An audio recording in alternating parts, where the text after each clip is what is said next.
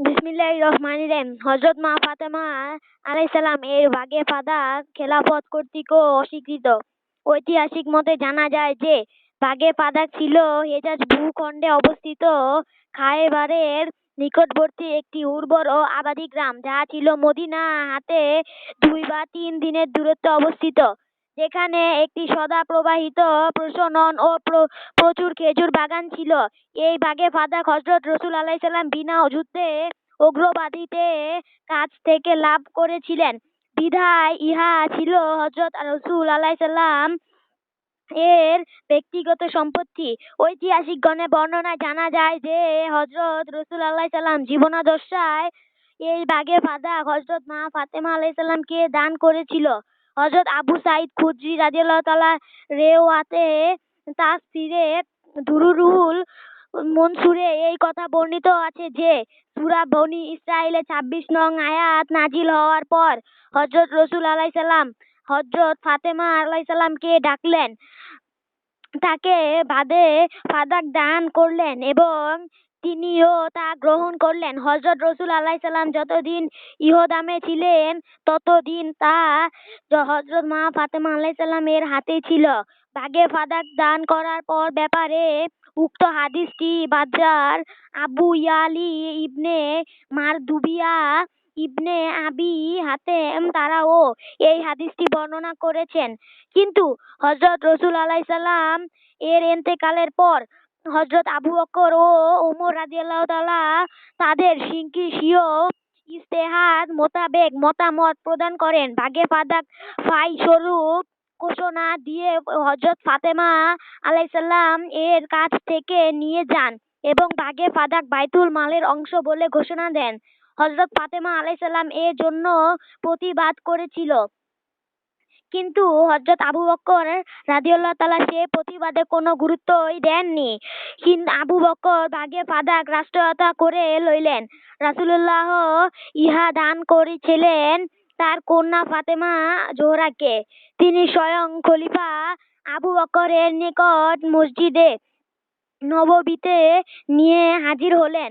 খলিফা তখন সপরিষদ উপস্থিত ছিলেন। উক্ত বাগান রাষ্ট্রায়ত্ত করার কারণ জিজ্ঞেস করায় খলিফা উত্তর দিলেন, নবীগণের কোনো উত্তরাধিকারী হয় না, উম্মতগণই নবীর সকল সম্পত্তির মালিক হইয়া থাকে। এতে নবী কন্যা বললেন, আবু বকর, তুমি কি কোরআন পড়ো নাই? এতে কি লেখা আছে, কি লেখা নাই যে সুলাইমান নবী তার পিতা দাউদ নবীর সকল সম্পত্তির অধিকারী হইয়াছিলেন? এর জবাবে আবু বকর বলেন, রাসূলুল্লাহ আমাকে বলিয়াছেন যে তাহার কোনো উত্তরাধিকারী হইবে না। ইহা শুনে নবী কন্যা বললেন, ইহা মিথ্যা কথা। এই বলে তিনি মসজিদ হতে গৃহ ফিরে গেলেন। ইহাও উক্ত হয়েছে যে এই বাগান শুধু মৌখিক নহে, রাসূলুল্লাহর দানপত্র লিখে ইহা আপন কন্যাকে দান করিয়াছিলেন। এই দানপত্র দাতা রাসূলুল্লাহ, গৃহীতা তার কন্যা। ইহার লেখক হলেন আলী এবং সাক্ষী তাদের 2 নববালক ইমাম হাসান ও হুসাইন আলাইহিস সালাম। রাসূলুল্লাহর ইন্তেকালের পর ফাতেমা জোহরা বেশি দিন জীবিত ছিলেন না। কথিত আছে, বাগানের এই ঘটনার পর হইতে যখনই আবু বকর নবী কন্যার বাড়ির পাশ দিয়ে যেতেন, তখনই তিনি নবী কন্যাকে সালামুন আলাইকা ইয়া বিনতে রাসূলুল্লাহ বলে সালাম পেশ করতেন, কিন্তু নবী কন্যা কখনোই তার সালামের জবাব দিতেন না। মাওলা ইমাম হাসান আলাইহিস সালাম এর দাদা হলেন হযরত আবু তালেব আলাইহিস সালাম এবং নানা হলেন হযরত মুহাম্মদ আলাইহিস সালাম। তার পিতা হলেন হযরত আলী ইবনে আবু তালেব আর দাদি হলেন হযরত মা ফাতেমা বিনতে আসাদ এবং নানি হলেন হযরত খাদিজা বিনতে খুয়াইলিদ রাদিয়াল্লাহু তাআলা। এই হযরত হুসাইন হাসান আলাইহিস সালাম 15 রমজান 3 হিজরিতে মদিনায় আগমন করেন। তার আগমনের পর নবী আলাইহিস সালাম মা ফাতেমাকে বাড়ি ছুটে আসেন মা এবং তাকে কোলে তুলে নিলেন। তার নাম রাখলেন হাসান। হযরত আবু সাঈদ আল খুদরি রাদিয়াল্লাহু তাআলা থেকে বর্ণিত, তিনি বললেন, রাসূলুল্লাহ আলাইহিস সালাম বলেছেন, আল হাসান ও আল হুসাইন উভয়ে জান্নাতি যুবকদের সর্দার।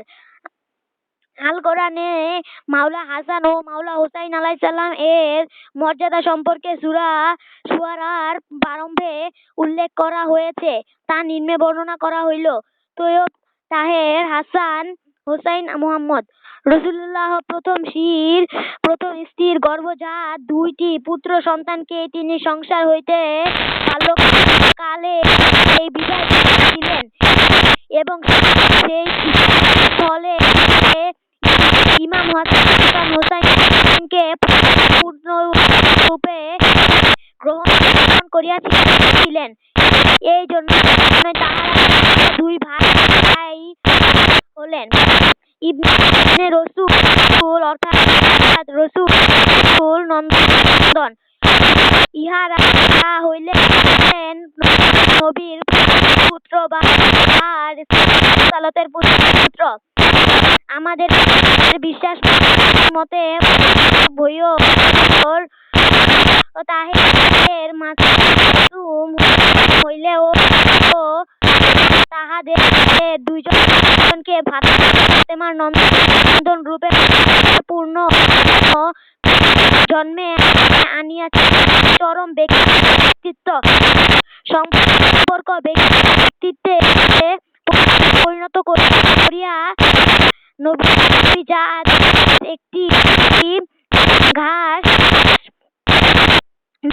নূরের ফোয়ারা রূপে তাগিদকে প্রকাশ আনিলেন।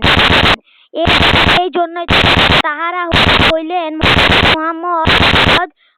মুহাম্মদ মিমের ওপর তাসদীদ স্থাপন করিয়া সংকেতটিকে দিতিল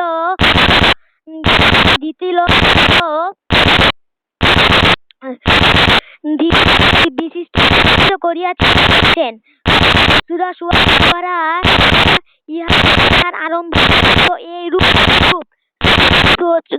তৈয়ব তাহের হাসান হুসাইন মুহাম্মদ তাহারা আল কোরআনের কিতাবের প্রকাশ্য পরিচয়। সূরা কাউসারের প্রারম্ভে একই রূপ প্রকাশ দেখিতে পাওয়া যায়।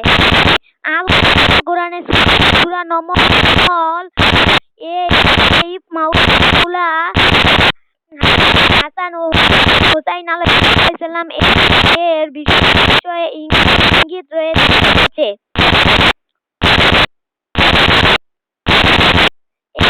একটি হেদায়েত এবং মুমিনদের জন্য সুসংবাদ।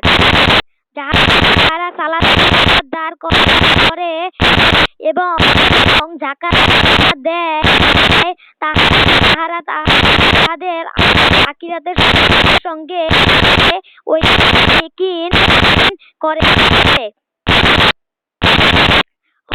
হইয়া থাকে।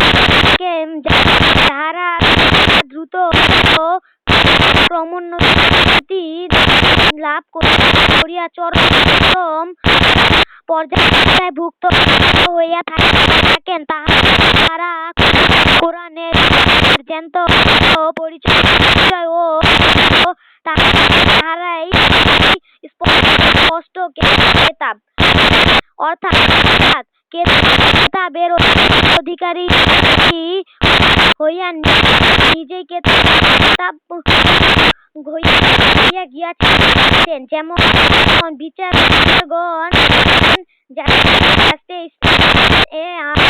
আর অধিকারী হইয়া নিজেরাই রূপে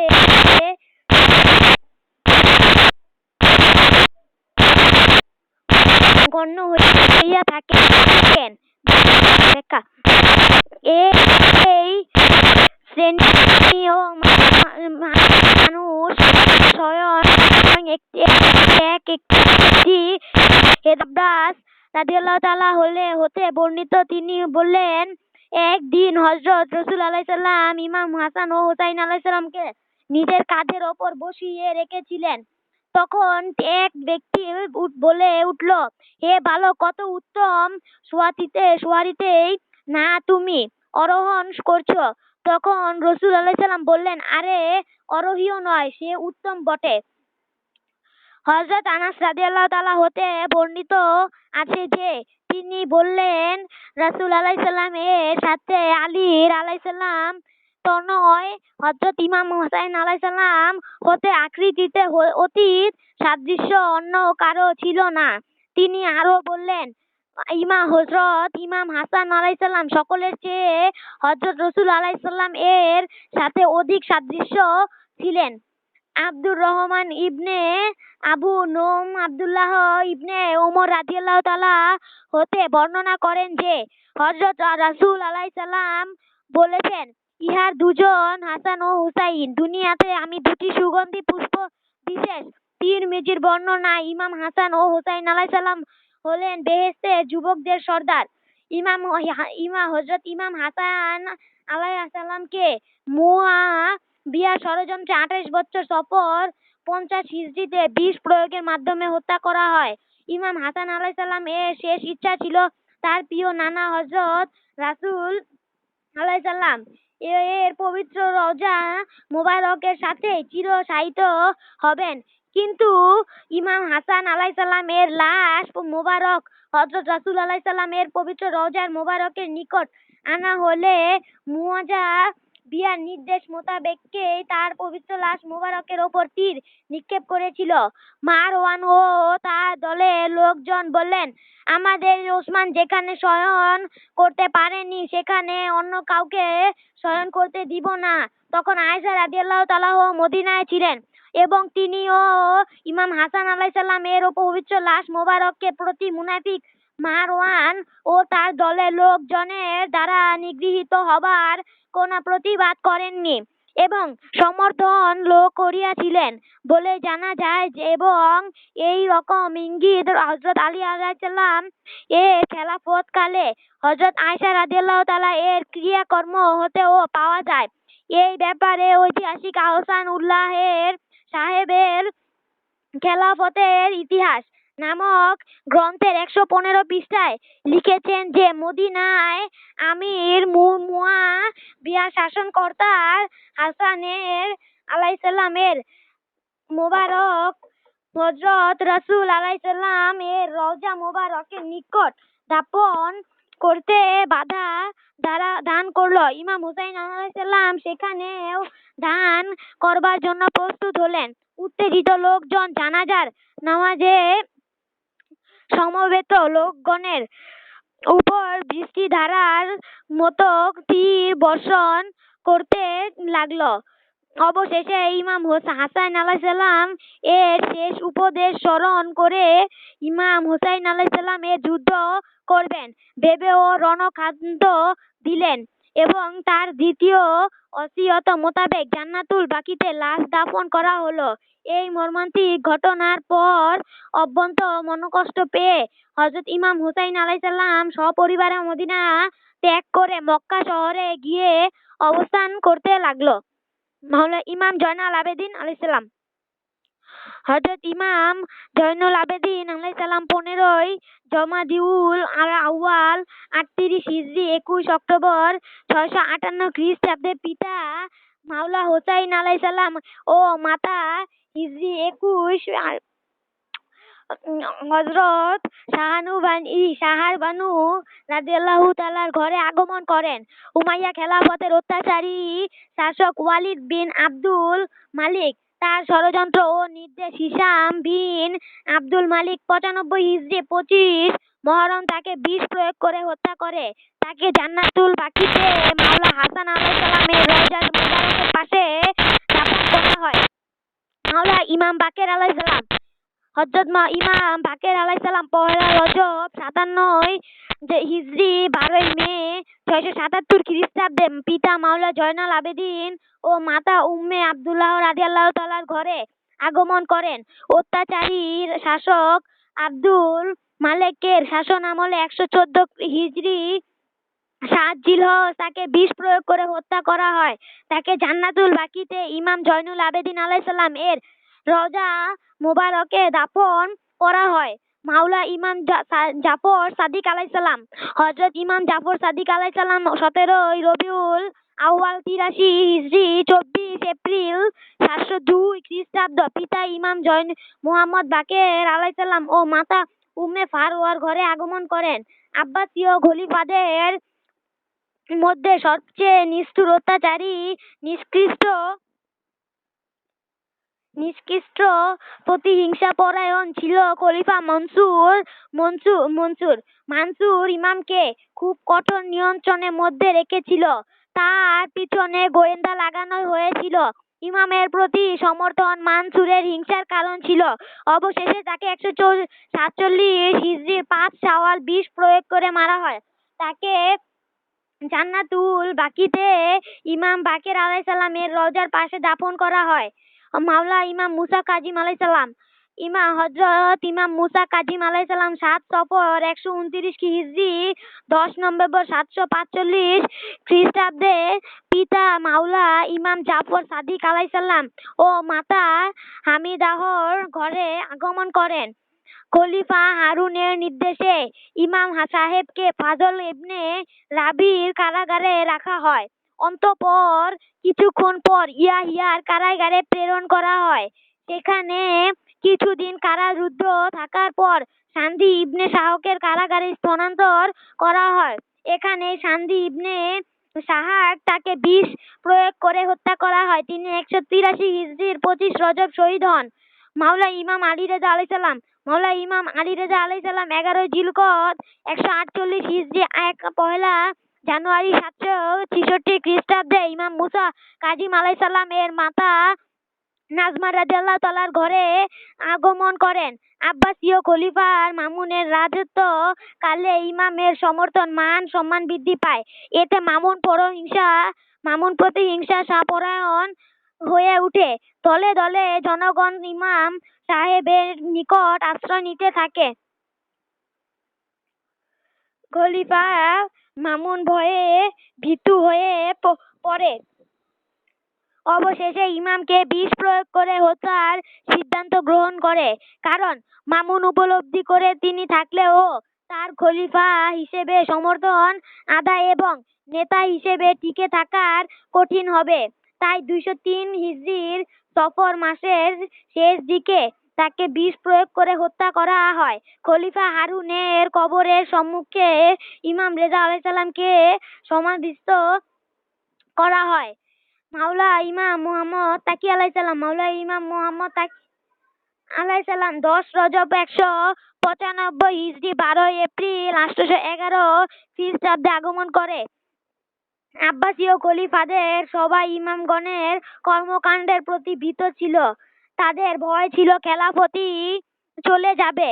সকল ধরনের কৌশল এবং ষড়যন্ত্র তারা ইমামগণকে হত্যা করার জন্য চালিয়েছেন। ক্ষমতালোভী বস্তুবাদী উমাইয়া এবং আব্বাসীয় খলিফাগণ হত্যা, জিনা, মদ্যপান, লুণ্ঠন, সম্পদের অপব্যয় সকল কিছু করেছে। ছিল মুনাফেক মুসলিম। ক্ষমতালোভী আব্বাসীয় খলিফা মুতাসিম বিল্লাহর নির্দেশে তাকে 220 হিজরিতে বিষ প্রয়োগ করে হত্যা করা হয়। মাওলা ইমাম নাকি আলাইসাল্লাম। মাওলা ইমাম নাকি আলাইসাল্লাম। মাওলা ইমাম নাকি আলাইসাল্লাম 15 জিলহজ 212 হিজরি 829 খ্রিস্টাব্দে পিতা মাওলা ইমাম মুহাম্মদ তাকি আলাইসাল্লাম ও মাতা হযরত সামানাহ রাদিয়াল্লাহু তাআলার ঘরে মদিনার পার্শ্ববর্তী শরিয়ায় নামক জায়গায় আগমন করে। অত্যাচারী ও ধন সম্পদ আত্মসাৎকারী বস্তুবাদী খলিফাদের সাথে তাদের রাসূলের আলাইহিসসালামের বংশের সংগ্রাম ও বিরোধিতা ছিল ইতিহাসের এক রক্তিম অধ্যায়। আমাদের ইমামগণ কখনো এই সমস্ত খলিফাদের নিকট আত্মসমর্পণ করেন নাই। তার সত্যের জন্য এবং ইসলামকে সঠিক অবস্থানে রাখার জন্য জীবনকে উৎসর্গ করে গেছেন। অথচ আমাদের বর্তমান সমাজের অধিকাংশ মুসলমান এই ধর্ম খেলাফতিদের রচিত বিকৃত ধর্মীয় ইতিহাস বিশ্বাস করেছে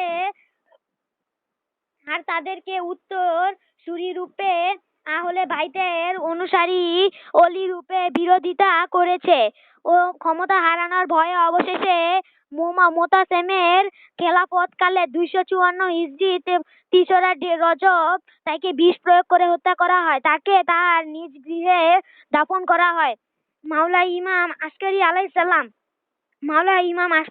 সালাম 8 রবিউল সানি 232 হিজরি, ভিন্ন মতে 10 রবিউল সানি 232 হিজরি 6 ডিসেম্বর 846 খ্রিস্টাব্দে পিতা মাওলা ইমাম নাকি আলাইহিস সালাম ও মাতা হযরত হুদাইসা রাদিয়াল্লাহু তাআলার ঘরে আগমন করেন। বস্তুবাদী লোভী আব্বাসীয় খলিফা মোতাবেক ছিল ভোগ বিলাসী ও জুলুম অত্যাচারকারী। সকল অনৈতিক কর্মকাণ্ডে জড়িত ছিল। আমাদের ধর্মীয় মোল্লা মৌলবীগণ এবং সমস্ত খলিফাদের ধর্মের বোঝা মস্তিষ্কে ধারণ করে মাদ্রাসা শিক্ষকতা ও মসজিদের ইমামতি করেছেন। মানুষের জন্ম মৃত্যু বিবাহ এই সমস্ত মোল্লাদের ছাড়া চলে না। নবী ও পরিবারের দুশ্মনদের রীতি নীতি অনুসার করে মহাধার্মিক সেজে আছে। ইমাম সাহেবকে কয়েকবার বন্দী করা হয়। অবশেষে খলিফা মোতাবেককে বুঝতে পারে বন্দী করেও ইমামের প্রতি কোনো ভালোবাসা কমানো যাবে না। তাকে হত্যা করার সিদ্ধান্ত গ্রহণ করে। তিনি 260 হিজরির 8 রবিউল আউয়াল বিষ প্রয়োগের ফলে শাহাদাত বরণ করেন। তাকে ইমাম নাকি আলাইহিস সালামের রওজার পাশে দাফন করা হয়। মাওলা ইমাম মেহেদী আলাইহিস সালাম 15 শাবান 255 হিজরি, পিতা মাওলা ইমাম হাসান আশকারি আলাইহিস সালাম ও মাতা হযরত নার্জিস রাদিয়াল্লাহু তাআলার ঘরে ইরাকের সামেরা শহরে আগমন করে। আহলে বাইত অস্বীকারী মাওলা ইয়াদ বিরোধী উমাইয়া এবং আব্বাসীয় খলিফার এমন কোনো অপকর্ম বাদ রাখে নাই যে তারা করে নাই। অত্যাচার, নির্যাতন, জুলুম, অত্যাচার, মানুষ হত্যা, জেল, জরিমানা, নারী ভোগ এবং নারী সকল ধরনের নেশায় তারা ডুবে ছিল। ওদের রাজত্বকালটা মুসলমান রূপী মুনাফেক মুসলমানের রাজত্ব। হত্যা ও অত্যাচার নির্যাতনের মাধ্যমে জনসমর্থন তাদের পক্ষে নিয়েছিল। অবশেষে জনসমর্থনের অভাবে 273 হিজরি সনে তিনি গায়েব হয়ে যান। মাওলা ইমাম হুসাইন আলাইহিস সালাম 3 শাবান 4 হিজরিতে মাওলা আলী ও হযরত ফাতেমার দ্বিতীয় কৃত্রি সন্তান বেলায়েত ও ওহির গৃহে বিশ্ব পানে চক্ষু মেলে তাকান। যখন তার আগমনের সংবাদ হযরত রাসূলের আলাইহিস সালামের কর্ণ গোচর হয়, তখন তিনি মাওলা আলী ও ফাতেমা গৃহে রূপে তিনি তার শিশুকে আনার জন্য আসমাকে আলাইহিস সালাম আসমাকে বলেন। আসমা তাকে সাদা কাপড় পেঁচিয়ে রাসূল খোদার আলাইহিস সালাম খেদমতে পেশ করেন। মাওলা ইমাম হুসাইন আলাইহিস সালাম এবং আল্লাহর নবী আলাইহিস সালাম মাওলা হুসাইন আলাইহিস সালাম ইবনে আলীর আগমন অর্থাৎ হিজরি 4th বৎসর থেকে রাসূলুল্লাহ আলাইহিস সালামের তিরোধান, যা তার আগমনের 6 বৎসর ও কয়েক মাস পরে সংঘটিত হয়। এই পর্যন্ত জনগণ ইমাম হুসাইন আলাইহিস সালাম ব্যাপারে তৃতীয় ইসলামের উচ্চ মর্যাদা মহতের ভালোভাবেই ওয়াকিবহাল হয়েছেন। হযরত সালমান ফারসি বলেন, আমি দেখেছি রাসূল আলাইহিস সালাম হুসাইনকে তার হাঁটুর ওপর বসিয়ে চুমো খাচ্ছেন, আর তখন তিনি বলেছেন, তুমি মহান ব্যক্তির পুত্র এবং মহান ব্যক্তিবর্গের পিতা। তুমি ইমামের ভাই এবং ইমামদের পিতা। তুমি আল্লাহর হুজ্জাতের পুত্র এবং আল্লাহর 9 জন হুজ্জাতের পিতা। তাদের শেষ জামানায় কিয়াম করবেন। হযরত আনাস ইবনে মালিক বর্ণনা করেছেন, যখন আল্লাহর রাসূলকে আলাইহিস সালাম জিজ্ঞেস করা হয়েছিল যে আপনি আপনার আহলে বাইতের মধ্য থেকে কাকে সবচেয়ে বেশি ভালোবাসেন, তিনি বললেন হাসান ও হোসাইনকে। অনেকবার প্রিয় নবী আলাইসাল্লাম ও হাসান ও হোসাইনকে তার বুকে চেপে ধরে রাখতেন এবং তাদের কাছ থেকে ঘ্রাণ নিতেন এবং তাদের চুম্বন খেতেন। হযরত মুহাম্মদ আলাইহিসসালাম এবং ইমাম হোসাইনের মাঝে আধ্যাত্মিক ও ঐশ্বরিক সম্পর্কের সর্বোচ্চ বর্ণনা ও সর্বাপেক্ষা আন্তরিকভাবে বহিঃপ্রকাশ রাসূলের আলাইহিসসালামের নির্মের এই বাক্যটির মাধ্যমে প্রকাশিত হয়েছে। তিনি বলেছেন, হুসাইন আমার থেকে এবং আমি হুসাইন থেকে। মাওলা ইমাম হুসাইন আলাইহিসসালামের পিতার সাথে তার জীবনের 6 বছর তার নানার সাথে অতিবাহিত হয়েছে। যখন রাসূলের খোদা আলাইহিসসালাম এর ধরাপৃষ্ঠ থেকে চোখ বন্ধ করলেন এবং প্রভুর সাক্ষাতে চলে যান, তখন থেকে 30 বছর পর্যন্ত তিনি পিতার সাথে জীবন যাপন করেছেন। যে পিতা কখনো ন্যায় ও ইনসাফ ব্যতীত বিচার করেননি, দৃষ্টিগোচর হয়নি, আল্লাহর ব্যতীত অন্য কোনো কারো কাছে কিছু প্রার্থনা করেননি এবং আল্লাহর সন্তুষ্টি ছাড়া অন্য কিছু তার কাছে ছিল না, তিনি এমন পিতা ছিলেন যার শাসন আমলে এক মুহূর্তের জন্য তাকে শান্তিতে থাকতে দেওয়া হয়নি। যেমন করে খেলাফত আত্মসাৎ করা হয়েছে তেমনি তাকে কষ্ট দিতে পিছপা হয়নি। তিনি ও মেয়েদের সম্পূর্ণ সময়টুকু জান প্রাণ দিয়ে পিতার নির্দেশে আনুগত্য করতেন। যে কয় বছর হযরত আলী আলাইহিসসালাম জাহরি খেলাফতে দায়িত্বশীল ছিলেন, তখন ইমাম হুসাইন আলাইহিসসালাম ইসলামী লক্ষ্যকে অগ্রসর করা চালাতেন। তিনি জামাল, সিফফিন ও নাহরেওয়ানের যুদ্ধগুলোতে সক্রিয় অংশগ্রহণ করেছিলেন, আর এভাবে তিনি মহান পিতা আমিরুল লোকজনের উপস্থিতিতে খেলাফত আত্মসাৎকারীদের লক্ষ্য করে প্রতিবাদ করতেন। একদা ওমরের শাসন আমলে ইমাম হুসাইন আলাইহিসসালাম ও মসজিদে নববীতে প্রবেশ করলেন। তিনি দ্বিতীয় খলিফা রাসূলুল্লাহ ও মিম্বরে উপস্থিত দেখতে পান। খলিফা তখন বক্তৃতা ছিলেন। ইমাম সরাসরি মিম্বরের উঁচুতে উঠে উচ্চস্বরে চিৎকার করেন, আমার পিতা মিম্বর থেকে নিচে নেমে আসুন। ভাইয়ের সাথে মাওলা ইমাম হুসাইন আলাইহিসসালাম, মাওলা আলী আলাইহিসসালাম শাহাদাতের পর রাসূলের খোদার আলাইহিসসালামের নির্দেশ অনুযায়ী এবং আমিরুল মুমিনিন আলাইহিসসালাম আলীর ওসিয়ত মাফিক মুসলমানদের নেতৃত্ব ও ইমামতের দায়িত্বে ইমাম আলী আলাইহিসসালাম জ্যেষ্ঠ পুত্র হযরত হাসান আলাইহিসসালাম এর উপর অর্পিত হয়। তখন সবার জন্য তাদের নেতা ইমাম হাসান আলাইহিসসালামের আনুগত্য করা ফরজ ছিল। তখন তা ইমাম হুসাইন আলাইহিসসালাম তার ভাইয়ের সহমর্মী ও সহগামী ছিলেন, কেননা তিনি ও মুহাম্মদী ও আলাইহিসসালাম উহি ও আলাবী বেলায়েতের হচ্ছে লালিত পালিত হয়েছিলেন।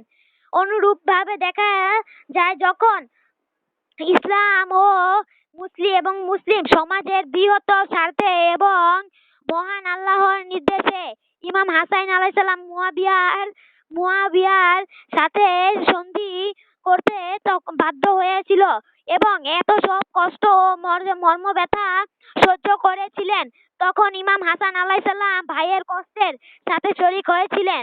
যেহেতু তিনি জানতেন সে এই সন্ধি চুক্তি ইসলাম ও মুসলিম কল্যাণ বয়ে আনবে, তাই তিনি কখনো ভাইয়ের প্রতিবাদ করেননি। এমনকি একদিন যখন মুয়াবিয়া ইসলামের যত হোসাইন উপস্থিতিকে তার অপবিত্র মুখ ইমাম হোসাইন ও তার মহান পিতা ইমাম আলী আলাইহিসসালামকে গালমন্দ করার জন্য উদ্যত হয়েছিল, ইমাম হুসাইন আলাইহিসসালাম মুয়াবিয়ার বক্তব্য তার অপবিত্র কণ্ঠনালীতে আবদ্ধ করে দেন এবং তার ব্যবহারে শান্তি দেওয়ার জন্য দাঁড়িয়ে প্রতিরোধ গড়ে তোলেন। কিন্তু ইমাম হাসান আলাইহিসসালাম তাকে নীরবতার জন্য আহ্বান জানান। ইমাম হুসাইন আলাইহিসসালাম তাই মেনে নিলেন। এইভাবে তিনি স্বীয় আসেন ফিরে যান। তারপর ইমাম হাসান আলাইহিসসালাম স্বয়ং মুয়াবিয়ার বক্তব্যের জবাব নিতে উদ্যোগী হন এবং তার স্পষ্ট ও আক্রমণাত্মক বক্তব্যের মাধ্যমে মুয়াবিয়ার অপবিত্র মুখ বন্ধ করে। মুয়াবিয়ার শাসনামলে মাওলা ইমাম হুসাইন আলাইহিসসালাম মাওলা ইমাম হুসাইন হাসান আলাইসাল্লামের পরলোক গমনের পর রাসূলের আলাইসাল্লামের বক্তব্য অনুযায়ী এবং আমিরুল মুমিনিন আলাইসাল্লামের এই ইমাম হাসান আলাইসাল্লামের ওসিয়ত অনুসারে বিশ্ব মুসলমানদের নেতৃত্ব এবং ইমামের দায়িত্ব ইমাম হুসাইন আলাইসাল্লামের স্কন্ধে অর্পিত হয়। তিনি আল্লাহর পক্ষ থেকে মানব সমাজের নেতৃত্ব দায়িত্বপ্রাপ্ত হন। ইমাম হুসাইন আলাইসাল্লাম লক্ষ্য করেন যে মুয়াবিয়ার ইসলামী শক্তির বদৌলতে ইসলামী হুকুমতের সিংহাসনে অবৈধ অবস্থান গ্রহণ করেছে এবং আল্লাহর হুকুম আহকাম ও ইসলামী সমাজের মূল্যত পাটনে বদ্ধপরিকর। তাই তিনি এই ধ্বংসাত্মক তুতুল সরকারের ব্যাপারে সাংঘাতিক কষ্ট অনুভব করেন, কিন্তু ইসলামী হুকুমতের আসন থেকে তাকে অপসারিত করার জন্য প্রয়োজনীয় শক্তি অর্জন করতে পারছিল না। যেমন করে তার ভাই ইমাম হাসান আলাইসাল্লাম একের অপর পরিস্থিতি সম্মুখীন হয়েছিল। ইমাম হুসাইন আলাইসাল্লাম এটা অবহিত ছিলেন যে যদি তার সিদ্ধান্ত প্রকাশ করে সরকার পরিবর্তনে চেষ্টা করেন তাহলে যে কোনো আন্দোলন ও সংগ্রাম সফলতায় পৌঁছানোর পূর্বে তাকে হত্যা করে ফেলা হবে। তাই তিনি নিরুপায় হয়ে দাঁত কামড়ে ধৈর্যের পথ ধরেন। তিনি জানতেন যে তিনি কিয়াম করতেন তাহলে পদক্ষেপ গ্রহণের পূর্বেই তাকে ষড়যন্ত্রের মাধ্যমে হত্যা করা হতো। তার এই নিহত হওয়ার মধ্য দিয়ে কোনো ফলাফল অর্জিত হয়নি। সুতরাং যতদিন মুয়াবিয়া জীবিত ছিল ততদিন তিনি তার ভাইয়ের ন্যায় জীবন যাপন করেছিল এবং বড় কোনো বিরোধিতার পতাকা উত্তোলন করেননি। হ্যাঁ, তিনি কখনো কখনো মুয়াবিয়ার কাজকর্ম ও পদক্ষেপ সমালোচনা করতেন না আর জনগণকে নিকট ভবিষ্যতের ব্যাপারে আশা আলো দেখাতেন আর বলতেন অতি সত্বর কার্যকরী পদক্ষেপ গ্রহণ করা হবে। যতদিন ধরে মুয়াবিয়া ইয়াজিদের পক্ষে জনগণের কাছ থেকে বাইয়াত গ্রহণ করে ততদিন ইমাম হুসাইন খুব শক্তভাবে তার বিরোধিতা করেছেন। তিনি কখনো ইয়াজিদের বাইয়াত গ্রহণ করেননি এবং ইয়াজিদের পরবর্তী শাসনকে মেনে নেননি।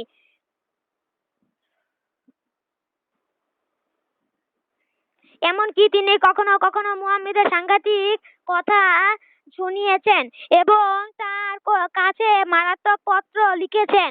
আর মুয়াবিয়া ও ইয়াজিদের হাতে বাইয়াত নেওয়ার জন্য ইমামকে পীড়াপিড়ি করেননি।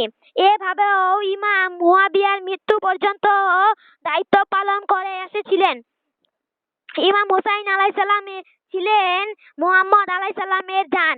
আল্লামা নুরুদ্দিন আব্দুর রহমান জামি রাদিয়াল্লাহু তাআলা বলেন, মুহাম্মদ জানে আলম আসাদ জামি ওয়া হুসাইন বিন আলী জানে মুহাম্মদ। অর্থ, জানো কি জামি, সমস্ত আলমের জান হলো মুহাম্মদ রাসূল আলাইহিসসালাম আর মুহাম্মদ আলাইহিসসালামের জান হলেন হুসাইন ইবনে আলী আলাইহিসসালাম। আমরা পূর্বে বলেছি আহলে বাইতের চেনা জানা ও তাদের সহ মহাব্বতের সম্পর্ক বজায় রাখার মুমিন যোগ্যতা নিহিত। আহলে বাইতের পাক পবিত্রতা ও তাদের সাথে মহাব্বতের সম্পর্কে স্থাপন নির্দেশাবলী সহ পবিত্র কোরআনে অনেক আয়াত ও হাদিস শরীফ হয়েছে। যারা আহলে বাইতের সাথে শত্রুতা করেছে তারা পবিত্র কোরআন ও হাদিস ভাষায় মুনাফিক। সুতরাং যারা মুনাফিককে মুনাফিক বলার কারণে ভাষায় হাবিয়া দোষ চোখে ফাতোয়া দেয় তারাও মুনাফিক। মুনাফিক না বলার কারণে নিজেরাই মুনাফিক না, কারণ চোরে চোরে মাসুদ ভাই হযরত মাওলা আলী আলাইহিসসালাম বলেছেন, আমার এবং মুয়াবিয়ার মহব্বত একই ব্যক্তির হৃদয়ে একসাথে থাকতে পারে না। সুতরাং হযরত আলী আলাইহিসসালাম ও মুয়াবিয়ার মহব্বত কোন মুমিনের হৃদয়ে থাকতে পারে না। মুয়াবিয়া সারাটি জীবন হযরত আলী আলাইহিসসালাম ও তার পবিত্র বংশধরদের ধ্বংস করার জন্য নিজেকে ব্যস্ত রেখেছেন, ইতিহাসে তা সাক্ষ্য বহন করে। সুতরাং কোন আশেকে রাসূল আলাইহিসসালাম এর অন্তরে মুয়াবিয়ার মহব্বত রাখতে পারে না। তার অন্যতম প্রমাণ কোন মুসলমান তাদের ছেলের নাম মুয়াবিয়া রাখে না, এবং এই ব্যাপারটি অনেকটা মির্জাফর নাম রাখার মতো। ইমাম গাজ্জালি রাদিয়াল্লাহু তাআলা তার ইয়াহিয়াউল উলুম এর প্রথম খণ্ডে হযরত শাহাবুদ্দিন সোহরাওয়ার্দী রাদিয়াল্লাহু তাআলা আর তার আত্মারে ফুল মায়াবেগ ও হযরত ইবনে হাজার মাক্কি ইবনে শাহাবুদ্দিন হাজার মাক্কি রাদিয়াল্লাহু তাআলা তার কিতাবে নামাজে রাসূল আলাইহিস সালামের প্রতি সালাম ও দরুদ পেশ করে সময় অভ্যন্তর ভক্তি ও মহব্বতের সাথে কলবে প্রিয় নবীজি আলাইহিস সালাম এর পবিত্র চেহারা স্মরণ করার পরামর্শ দেন। আহলে বাইতের ক্ষেত্রেও অনুরূপ প্রযোজ্য। হযরত ইমাম হুসাইন আলাইহিস সালাম এর চেহারায় রয়েছে ইমামের উসুল, যার সিনায় রয়েছে খতমে নবুয়তের জালুয়া, যার সমগ্র অজুতে জারি রয়েছে ইসলাম, যার মাথা থেকে পা পর্যন্ত নূরে মুহাম্মদ আলাইহিস সালাম জ্যোতিষীমান, যার চেহারা প্রিয় নবীজি আলাইহিস সালাম এর চেহারার হুবহু মিল রয়েছে বলে বলেছেন হযরত ইবনে আব্বাস রাদিয়াল্লাহু তাআলা, জানে মান নেসারাম বানামে হুসাইন মান মনম গোলামানে হুসাইন, অর্থাৎ আমি আমাকে সম্পূর্ণ উজাড় করে দিয়েছি ইমাম হুসাইন আলাইহিস সালাম এর পদতলে। আমি তো কেবল তারই গোলাম, এবং যে হয়েছে হুসাইনের গোলাম এই বাজে নবী বার সাজে তার নাবি, এই দাদ সাহানাসা যে তিগি তো বাজে নাবি, এই তো কে মেরাজ তো বালতার সোজ, এই কে কামাত আহমদি যে মেরাজ এ নাবি। অর্থ, হে নবীর দুলাল, তোমার মন্তব্যকেই নবীর মুকুট শোভা পায়। যে সম্রাট তোমাদের দরবারি নবীর কন্যায় বিচারের প্রতীক, হে হোসাইন, তোমার মিরাজ হয়েছে অনেক উচ্চ স্তরে। মুহাম্মদ নবীর মিরাজ থেকেও এক স্তর ওপরে। কারিকে হোসাইন এখতিয়ারি করদি, দার গুলশানে মোস্তফা বাহারি দরদি, আজ হিজ পাইয়াম বারান না ইয়াবাদাত ইনকর ওয়াল্লাহ ইয়া হোসাইন কারি দরদি।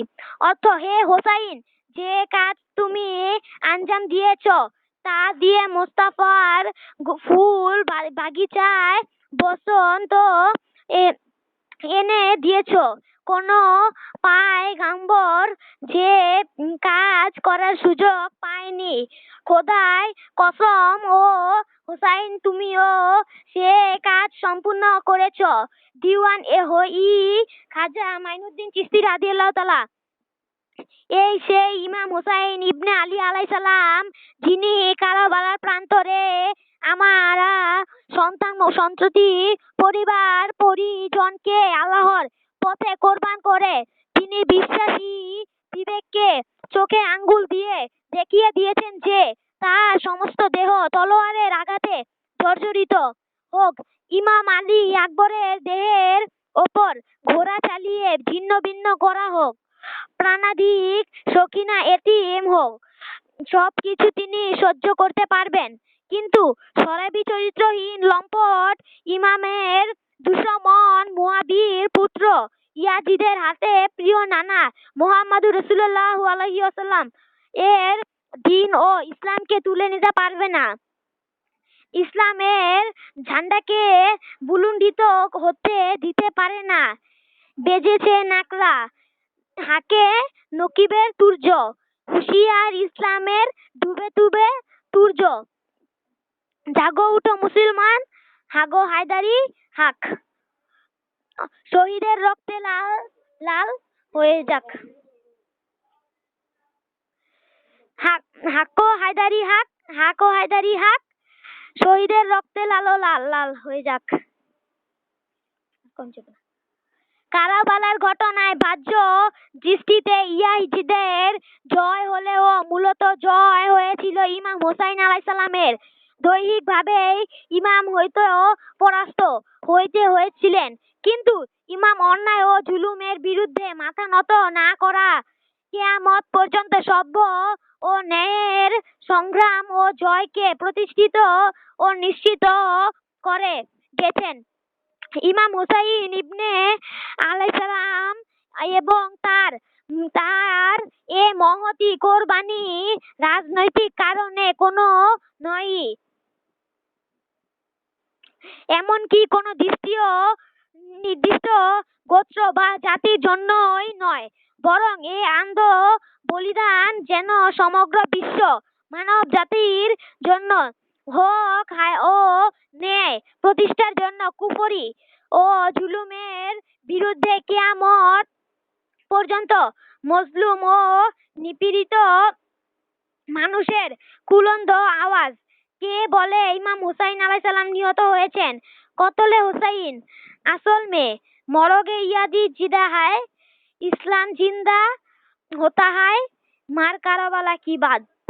খাজা গরিবে নওয়াজ বলেছেন, বোকারা বুঝতে পারেননি ইমাম হুসাইন আলাইহিস সালাম এ পানির পিপাসায় অসহায়ের মতো মারা যাননি, বরং তিনি আসল ও নকলের ভাগটি পরিষ্কার করে দেখিয়ে গেছেন। ইমাম হুসাইন আলাইহিস সালাম এর ঝুল জেনার ঘোড়ার নাম পদধূলা বলতে ও নিজেকে লজ্জা বোধ করি, অথচ আমি মাইনুদ্দিন যদি সেদিন কারবালার মাঠে একটি আঙ্গুল দিয়েও খোঁচা দিতাম, তাহলে আল্লাহর কসম সঙ্গে সঙ্গে পানির নহর বয়ে যেত।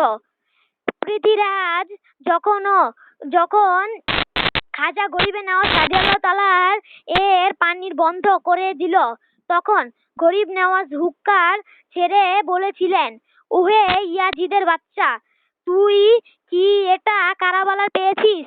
ইবনে হুসাইনের পানি বন্ধ করার সাহস কার? তুই কি আমার পানি বন্ধ করবি? কমবক্ষত তোর সমগ্র রাজস্থানের পানি আমি আমার এ বাটির মধ্যে তুলে নিলাম। কথিত আছে যে এর ফলে সমগ্র রাজস্থানের পানি শুকিয়ে গিয়েছিলেন। এ কর্তৃক তিনি সমগ্র জান্নাতীদের যাতে জামে ওয়াহাদাত পান করাবেন, যিনি বেহেশতের সর্দার, সেই প্রিয় নবীজি আলাইহিস সালাম এর নয়নমণি খাতুনে জান্নাতের কলিজার টুকরা ইমাম হুসাইন আলাইহিস সালাম কিভাবে পিপাসিত হয়ে থাকতে পারেন? আওলাদে ইব্রাহিম আলাইহিস সালাম এর পদঘাতে যদি ঝমঝম খুব বৃষ্টি সৃষ্টি হতে পারে, তাহলে আওলাদে রাসূল আলাইহিস সালাম শিশু ইমাম আসগরের পদঘাতে কি ঝমঝমের মতো পবিত্র বরকতময় খুব সৃষ্টি হতে পারত না? খাজা গরিব নওয়াজ ইমাম হুসাইন আলাইহিস সালাম এবং গোলামের গোলাম হয়ে আল্লাহর কসম করে যে কাজটি করতে পারতেন বলেছেন, ইমাম হুসাইন আলাইহিস সালাম আকাশ হয়ে সে কিয়ামতটি দেখালেন না কেন? অথবা হুজুর আলাইহিস সালাম যে ভাবে এক মুষ্টি বালি নিক্ষেপ করে যুদ্ধের ময়দানে কাফেরদের পরাস্ত করেছিলেন, তেমনি ইবনে রাসূল আলাইহিস সালাম ও কারাবালার প্রান্ত থেকে একটি মুষ্টি বালি নিক্ষেপ করে ইয়াজিদের বিশাল বাহিনীকে পরাস্ত করতে পারেন। কিন্তু ইমাম হুসাইন আলাইহিস সালাম তা করেননি। কেন করেননি?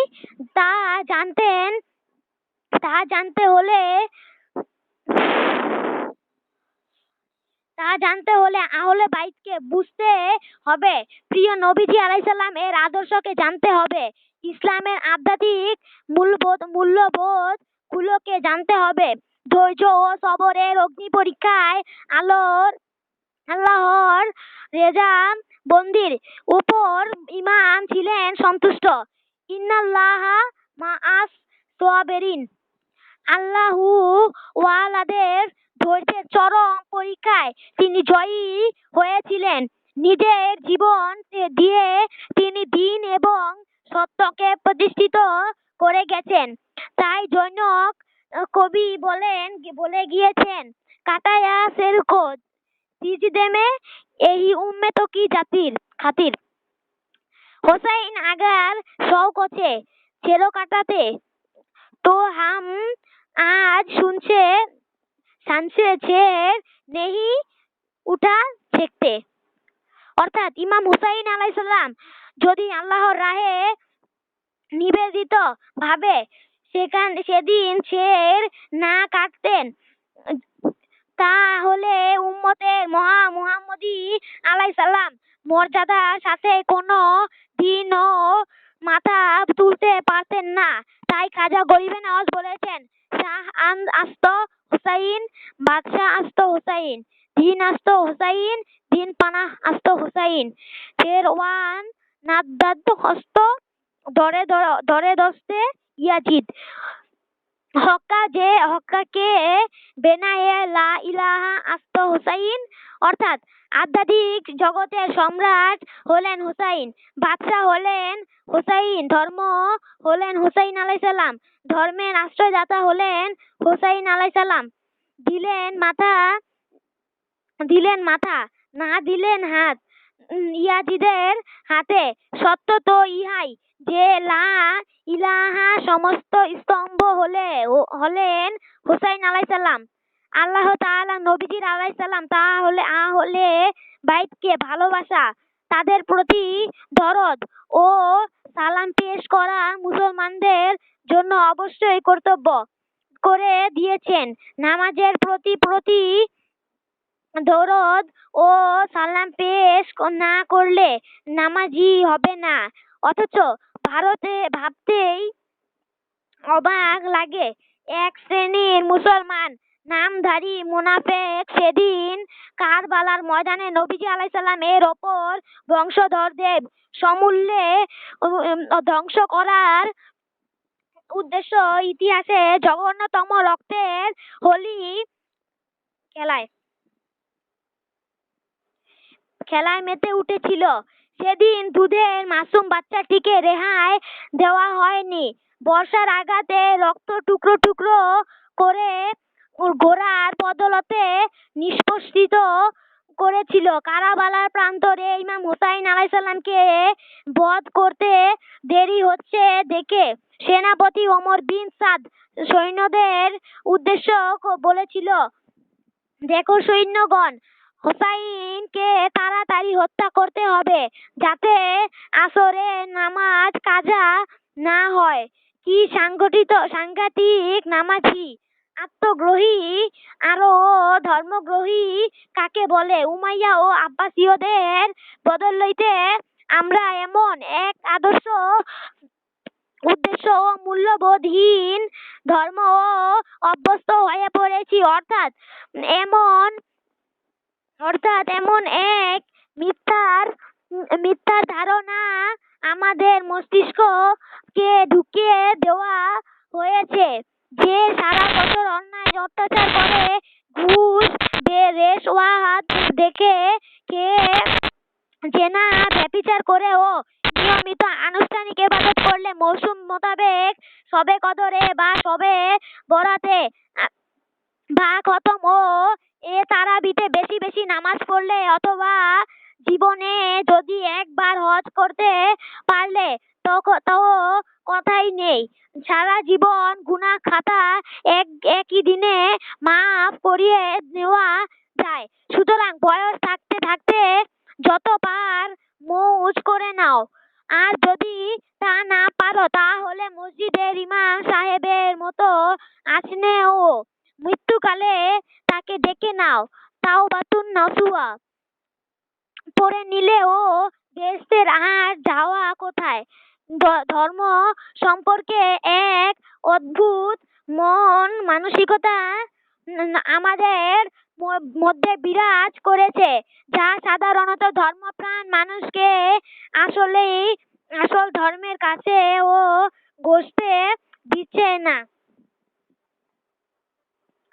ইসলাম তুমি দিও কবর, মুসলিম বলে করো ফখর, মুনাফেক তুমি সেরা বেদ্দিন, মানুষের ঘৃণা করি ও কারা কোরআন ভাত বেইলে চুম্বিছে মরি মরি, ও মুখ হইতে কেতাব গ্রন্থ নাও জোর করো, যাহারা আনিল গ্রন্থ কেতাব মানুষের মেরে পুজিছে গ্রন্থ ভণ্ডের দল, মূর্খরা সব শোনো। মানুষ এনেছে গ্রন্থ, গ্রন্থ আনেনি মানুষ কোনো।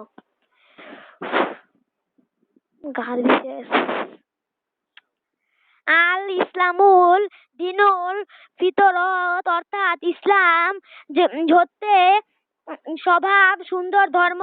মানুষের প্রতিটি চিন্তা প্রতিটি কর্মের সাথে দ্বীন ইসলাম ও ওতপ্রোতভাবে জড়িত। ইসলামের বিধান মোতাবেক প্রতিটি চিন্তা ও কর্ম ও স্বভাবের সাথে ইসলামের আদর্শগুলোর সংযোগ ব্যতি রেখে শুধু নিছক অনুষ্ঠিত পালনকেই আমরা প্রকৃত ধর্ম মনে করে এক মহা ভুলের মধ্যে বাস করছি। অথচ এই সব আনুষ্ঠানিকতা পালনের আদেশের পেছনে যে মহান উদ্দেশ্যটি কাজ করছে ত্যাগের এবং আত্মশুদ্ধির, সেই আদর্শগুলোকে উদ্ধারের প্রচেষ্টার দিকে আমরা মুসলমানেরা মোটেই আগ্রহীত নই। মুয়াবিয়ার মৃত্যুর পর সাহাবাদের পর্যায়ের শেষ যে হয়ে যায়, তারপর সবচাইতে গুরুত্বপূর্ণ ব্যক্তি হলে ইমাম হুসাইন বিন আলী আলাইহিস সালাম। অন্যান্য ব্যক্তির আব্দুল বিন জুবাইর রাদিয়াল্লাহু তাআলা, আব্দুল্লাহ বিন ওমর রাদিয়াল্লাহু তাআলা, আব্দুল্লাহ রহমান বিন আবু বকর রাদিয়াল্লাহু তাআলা প্রমুখ। মুয়াবিয়া এক কথা বুঝতে পেরেছিলেন যে এই চার, আবু বকর রাদিয়াল্লাহু তাআলা প্রমুখ, মহদীর স্বীকৃত ছাড়া